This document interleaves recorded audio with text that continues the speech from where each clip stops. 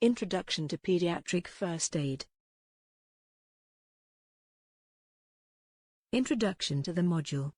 If an accident occurs and results in an injury to family, friends, or colleagues, human nature dictates that you will have the urge to get involved and be more than a helpless witness.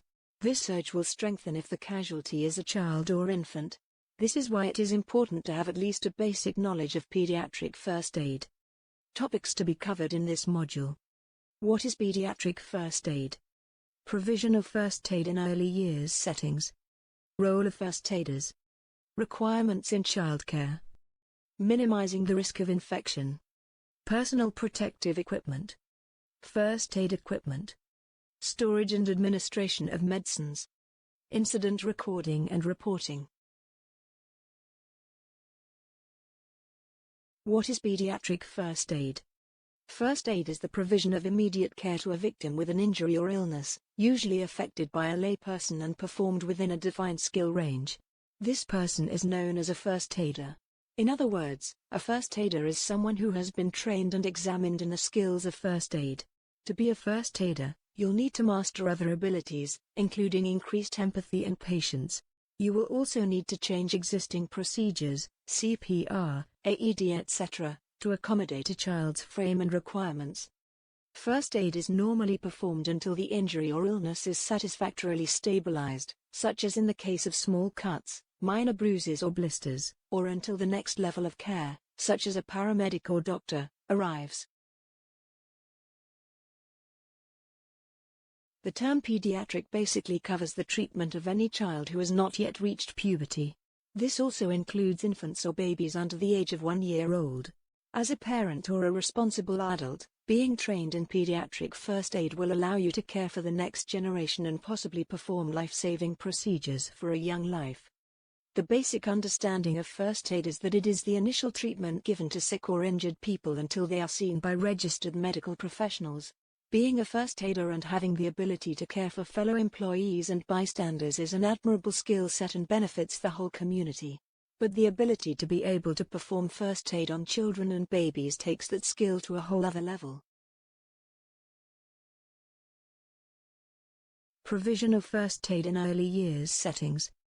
UK Acts are in place to ensure that the appropriate number of pediatric first aiders, emergency first aiders, and basic first aiders are in place at any workplace or premises used by the general public.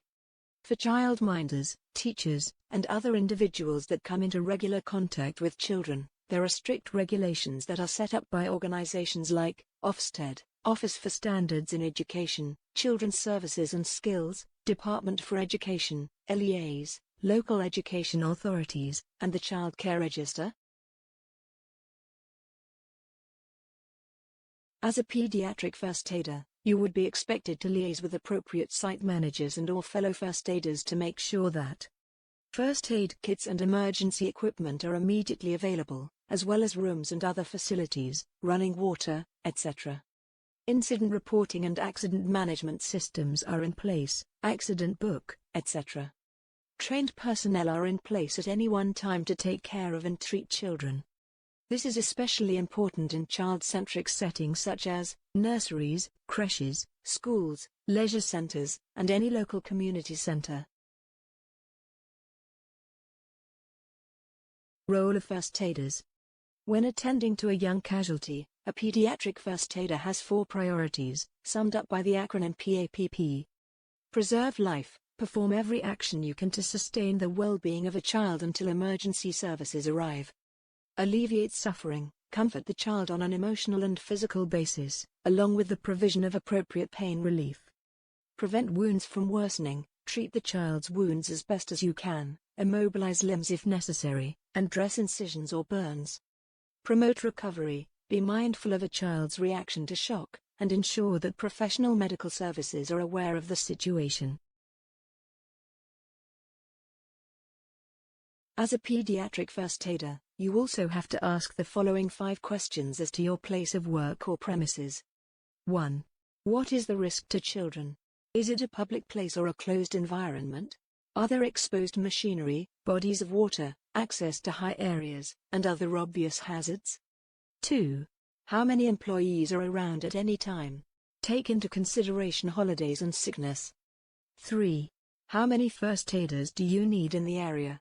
Think about possible emergencies and the likelihood of children being involved. 4. What accidents or emergencies have previously taken place there? Use this knowledge to understand what equipment and training you may need. 5. What other factors do you need to consider? Are there regular visitors? Do children have unsupervised access? And so on. Requirements for childcare. If you are ever responsible for looking after children that are aged 5 years or younger, you should be part of the Early Years Register. To qualify for this, you need to learn and adhere to all the standards set out in the IFES, Early Years Foundation Stage, framework. If you hold any type of responsibility for the supervision of young children, you must have 5 core requirements and demonstrate the ability to uphold these qualities at all times. Those crucial requirements are: you must ensure that a responsible adult is present at all times, and the children are never unsupervised. You must ensure that the children in your care do not come to any harm, either accidental or through intentional punishment. You must be able to manage the children's behavior in an acceptable and appropriate manner. You should never expose the children to smoking, drinking, or drug taking. You must have someone over the age of 18 present at all times. And, of course, there must be immediate access to the skills of a pediatric first aider. Minimizing the risk of infection. The efforts of a first aider to minimize cross-infection is even more important when dealing with children and babies. When treating children, a pediatric first aider must ensure that all medical waste is disposed of responsibly and that they protect themselves, the casualty, and any bystanders from possible contamination. They must also package any used or exposed dressings or bandages in marked medical waste bags, colored orange or yellow. Wash their hands before and after treatment with antibacterial agents. Wear disposable gloves during treatment. Wear other barrier devices if appropriate, face mask, etc. Ensure that they don't directly touch, breathe, or cough over the open wound of a casualty. Cover and dress open cuts, sores, or burns. Dispose of any sharp utensils or syringes appropriately, using hospital facilities. These guidelines are especially important during viral infections or illnesses like tuberculosis and croup. Personal protective equipment. PPE, also known as personal protective equipment, greatly helps protect the first aider and the child from any possible secondary infections or cross-contamination. The items basically create a protective barrier between the casualty and first aider, without affecting the treatment in any way. Examples of this equipment include eye protection, safety goggles or similar, hand protection, nitrile powder-free, or latex-free, disposable gloves, in case of allergies, face protection, pediatric pocket masks, storable and provides protection from blood, vomit, or viruses being inhaled or passed between bodies. The type of PPE obtained will depend on the environment and risk assessment surveys. First aid equipment. Like PPE, the types and amounts of first aid equipment will depend upon the requirements of the company and/or premises, along with the average age and status of the children involved. However, as a bare minimum, a first aid kit should include at least the following items: 20 differently sized plasters, 6 adequately sized sterile wound dressings, 2 large-sized sterile wound dressings, 2 triangular bandages, for head wounds, hand dressing, and arm slings, 3 pairs of disposable gloves, 2 sterile eye pads, 6 safety pins, a leaflet or booklet with instructions for basic first aid techniques.